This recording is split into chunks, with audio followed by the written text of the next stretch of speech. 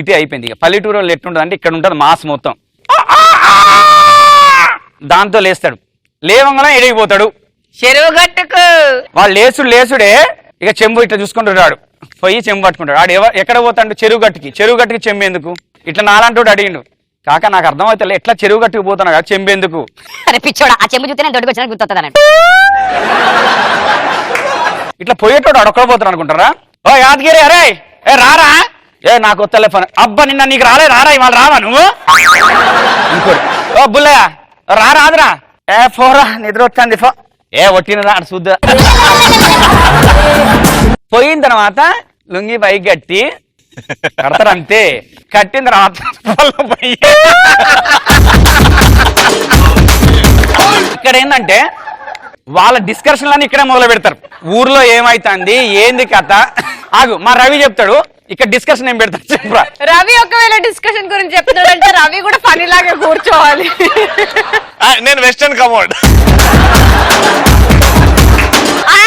చెరువు గట్టు దగ్గర కమోడ్ లేవు చెప్పరా?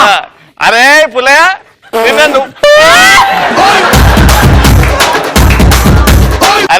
నిన్న నువ్వు నేను కలిసి పెళ్లికి వెళ్ళాం కదరా? అవునరా. ఆడేం పెట్టిరా మనకి? పాలక్ పన్నీర్. అరే నువ్వు కూడా పాలక్ పన్నీర్ వేసింది, ఎర్రగా వస్తుంది.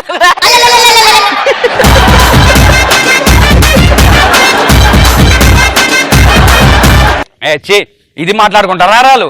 మన ముగ్గురం కలిసి వాడికి పల్స వస్తుంది.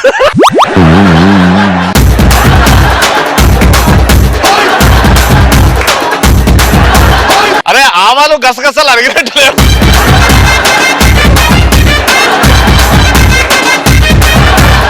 అది కాదు. వాళ్ళు మాట్లాడుకున్న టాపిక్ ఏంటంటే కూర్చొని, అరే అది కాదు అది కాదురా బాబు అంటే వీళ్ళు అదే కంటిన్యూ అవుతారు. కొంతమంది ఏం చేస్తారు తెలుసా, మా ఊర్లో ఒకడు ఉన్నాడు, మేము పోతే బిస్కెట్ ప్యాకెట్ తెచ్చుకునేటోడు.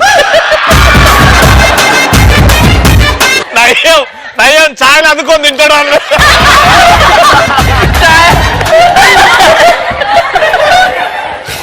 ఎక్స్ట్రా పన్ ఎక్స్ట్రా